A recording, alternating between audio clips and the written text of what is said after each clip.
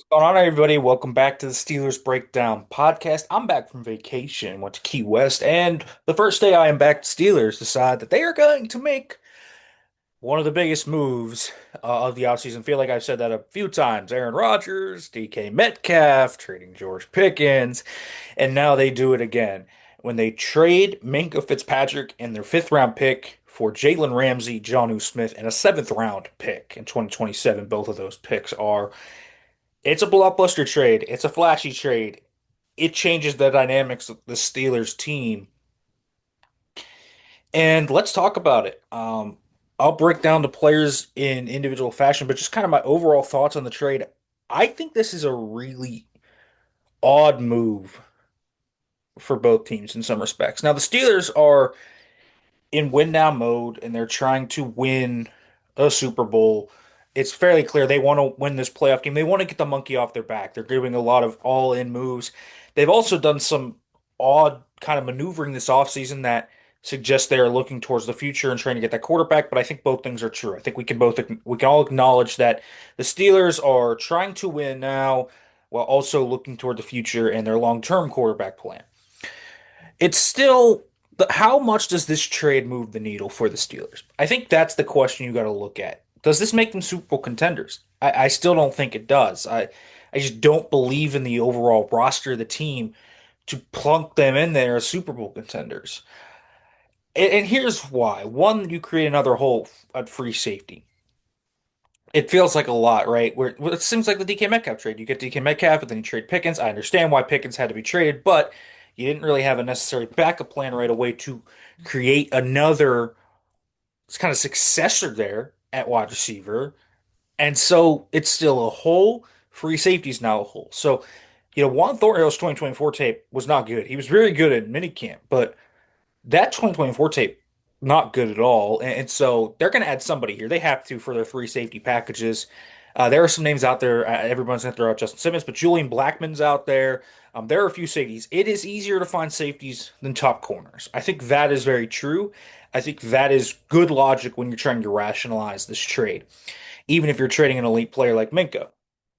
My issue is you traded it for an older guy who's more expensive, by the way. And then you also acquire Jonnu Smith, who I just don't. We talked about this when we were talking about the Jonnu Smith trade rumors. He's a weapon. He's a good player. It's just a really awkward fit in this offense when Freiermuth and Washington are still there. I don't think those two guys are going anywhere. So you're going to kind of try and figure this out. And he is not a requisite replacement for the wide receiver two. So it's not like they fixed the wide receiver two hole.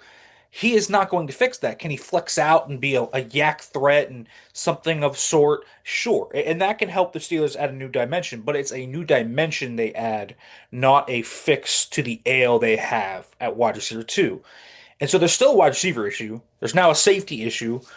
Can you fix safety? Sure, you can. Find one of these veterans on the market. I think Julian Blackmon has been a guy that, while banged up, has had good tape in the past. I'd be interested in that.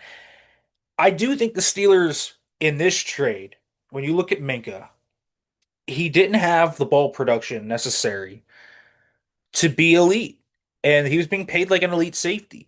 And that's kind of the issue with it. Even though, he was so good on the back end in terms of his ability to just kind of erase parts of the field.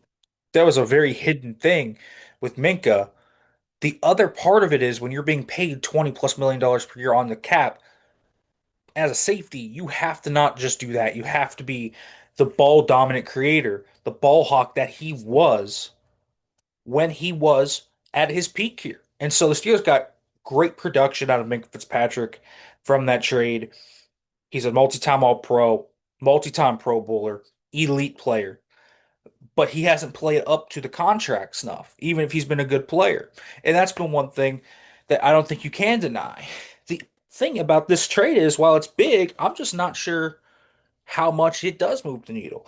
Now, the Steelers get what I think is still a very good cornerback in Jalen Ramsey. You watch his tape last year, he's not washed. He's not been an often injured player. There's still something there. Is he the elite Jalen Ramsey of old with the Jags or the Rams? I don't think so. Is he still good? I would say he is. And he can play a little bit of everywhere, right? You can play outside, you can play slot. Is this the start of Jalen Ramsey's safety transition? Jalen Ramsey is the type of corner that can make the transition to safety any day of the week. He's 30 years old, he'll be 31 this year. I think when you look at Jalen Ramsey's production, how smart he is, how much of a ball hawk he is, he's willing to be a bigger physical player because he is bigger and physical. He can be somebody that could make that move to safety eventually. And the Steelers have him under contract here. He's getting a raise from the Steelers, about $1 million raise, a little bit over that when they acquired him. So they do have him here, and they could have him here for a little bit if they want to. So is he going to be a safety? Is he going to be slow? I think he's going to play that star position, and he played this role in LA with the Rams. And a lot of it came down to essentially just shadowing your wide receiver one. But a lot of it was he was a hybrid safety and nickel corner at times. And I actually think that's where his sub package football is going to really shine in this defense. I think that's where he's probably going to plop in a lot at when they go into nickel and they go into dime. He can play dime backer. You can put him in the slot. Darius Slay can come in those nickel positions, takes the physical punishment off Slay, doesn't put a ton of weight on Slay's shoulders, also protects Slay from injury. He's going to be 35 in January. And even though Slay's a good player, you also protect yourself from Joey Porter Jr. If he just falls off, is not having a good game, you have the ability to put Slay in, put Jalen Ramsey in, rotate, et cetera, et cetera. And so you create a versatile corner room that is really able to actually protect itself from failures within the group. And I do think that helps. I think getting premium corners and getting a guy that plays the slot like Jalen Ramsey, we have been talking for so many years just about how the Steelers needed a slot cornerback. And I think that has been such a big issue for them, especially last year when we were talking about their vanilla defensive scheme. Now they have one. I think they can do a lot of different things. The question is, are they going to have the safeties to do it? Thornhill can be part of it, but he is not going to be your true and tried guy that you plop in there and trust to start. He could be a resurgent candidate. He was great with the Chiefs, but his tape last year was awful. I mean, there's no getting around it. He was not good last year with Cleveland. And so it's a big leap to take. And so you got to find somebody, I think, there to kind of fill that in the aggregate. And I'm not sure you're going to find somebody elite, and you're not hoping to find anybody elite because you think you can replace what Minkah did for cheaper. And I think that's what they're looking at. But they need another versatile safety. If they're going to run that three safety nickel, they need a third safety, unless they're planning to make Jalen Ramsey the third safety in the three safety nickel, which, I mean, it's possible that they will. Jalen Ramsey can do a lot of different things. I do think that part of the trade makes a lot of sense. I love Jalen Ramsey's fit in the defense. I love what he brings to the table, even if you're only going to get it for 1 or 2 more years because he's an older corner. Corners generally don't age gracefully. Maybe Jalen Ramsey can, but could he make that transition to safety and be someone that is a real force there? Sure. Jonnu Smith, the Jonnu Smith part of this deal is the one that makes little sense to me. I understand it kind of just from a basic level when we talk about this. Jalen Ramsey is a player that fits. He's still very good, fills a hole. Even if you create another one at safety, you fill a hole corner. It's just hard to find good corners. Okay, I understand that. But when you look at safety, that one's easy to replace. Wide receiver is not, and when you trade George Pickens, you were acknowledging that, but they didn't have a backup plan. They didn't draft a wide receiver. They didn't sign another wide receiver. It was just an odd process of moves. You knew they were probably trading George Pickens. Okay, well, you should have had some more kind of active level thinking there and thinking ahead if you were going to do that. And I think it was quite clear they were going to do that. And so Jonnu Smith, I want to reiterate this. Jonnu Smith to me is not a replacement for a wide receiver two.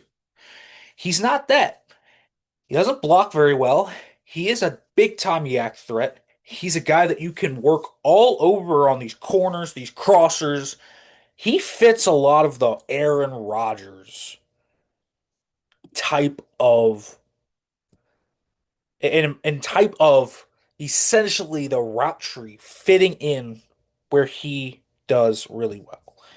And I think that when you were talking about Jonnu Smith, the fit division, I understand it.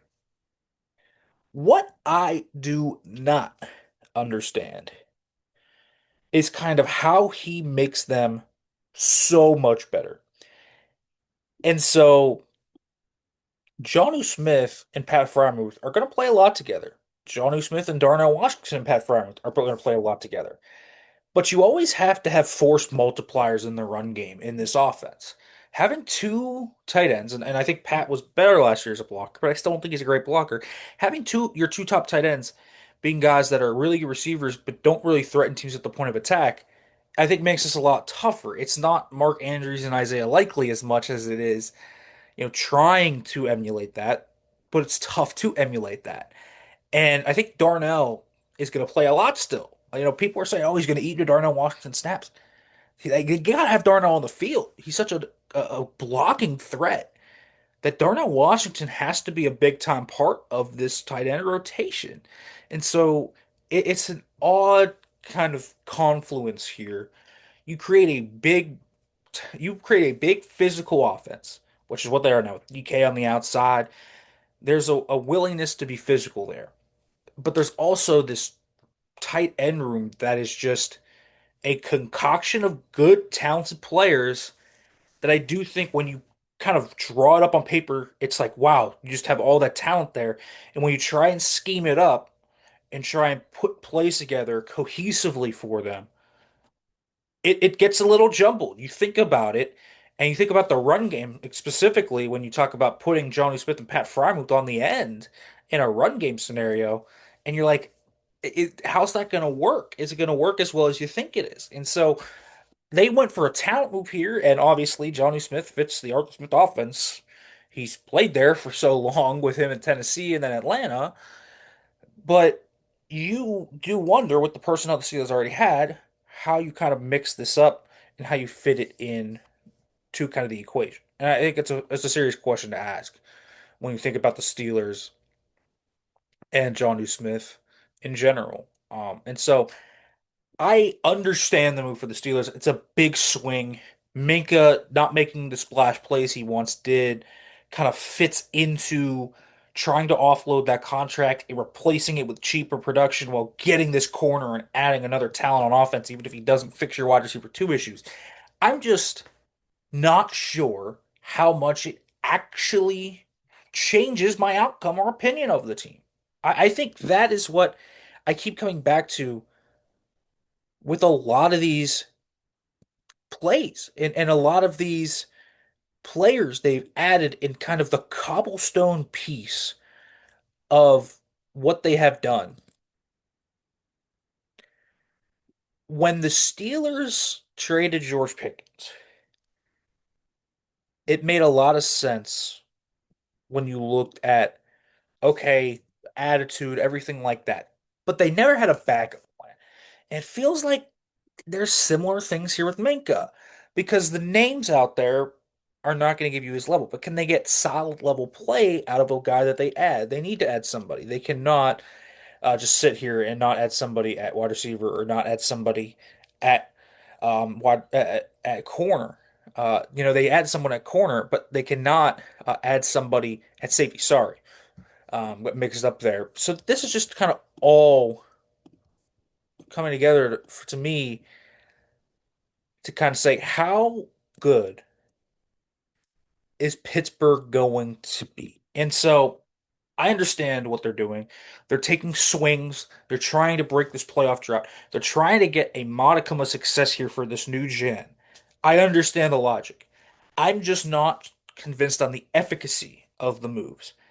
And so it's been a little bit kind of tug and give here, where even though I think the Steelers come out, quite honestly, on the better of this trade, it's still an odd move because I'm not sure how in the big picture it actually changes my opinion of them as a team.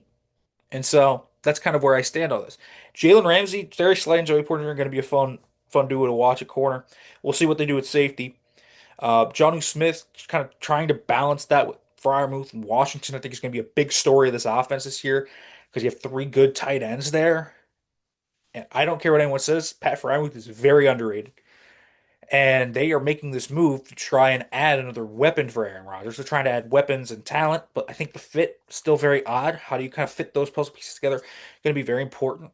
Can he be a legitimate yak piece at 30? I think that's going to be another question for Jonnu Smith. All of these things are big questions to me for the Steelers. If they hit, could they change the outcome? Sure. Am I convinced of that right now? I'm not fully convinced. Let's see what their plan is for Jonnu and Jalen Ramsey, and if they can cohesively put that together and have it make a meaningful impact. In order to do that, I think they also need to try and fill this wide receiver two and safe and free safety hole now that they have. So we will see kind of how this all works out. It's an odd move, even though it's a big move. The Steelers are trying to make big moves before going to get their quarterback next year, which is when I think they become much more focused on the future and long-term success. But I'm skeptical right now that this changes a ton of the outcomes that they have this year. I'm just not fully bought into that. So that is my reaction to this Jalen Ramsey, Jonnu Smith absolute blockbuster trade for the Steelers. Well, I think they come out probably on the better end of this deal. It is one to me that still kind of comes out, and you're like, how long does this kind of how long does this move kind of actually win you for? It's not going to win you for a ton. Ramsey and Smith not going to be here super long time, so it's a definite win now move. And the team as it's built right now, I just don't buy it as a Super Bowl contender. They can win a playoff game, but if they go 10-7, win a playoff game, but all these guys are older and it's guys that you brought in, it doesn't actually change the long-term view of the plan. And so that's something to keep in mind when we're talking about, signing Darius Slay, trading for Ramses, trading for Jonnu, all these things come together. You want to build sustainable success. And the Steelers, I think, while trying to win now, and they are trying to give guys like Cam Hayward, for example, a chance to win a ring. I'm just not sure I buy this team as a team that can go win a ring. Could they win a playoff game? Sure. I think that is possible. But could they make a super run? I'm still very skeptical of that in the AFC.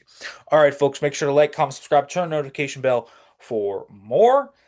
And the Steelers, let's see if they make any more moves. I don't think they're done. And so we will kind of see. I think we're going to be talking about more moves here sooner rather than later. All right, folks, thanks for listening as always.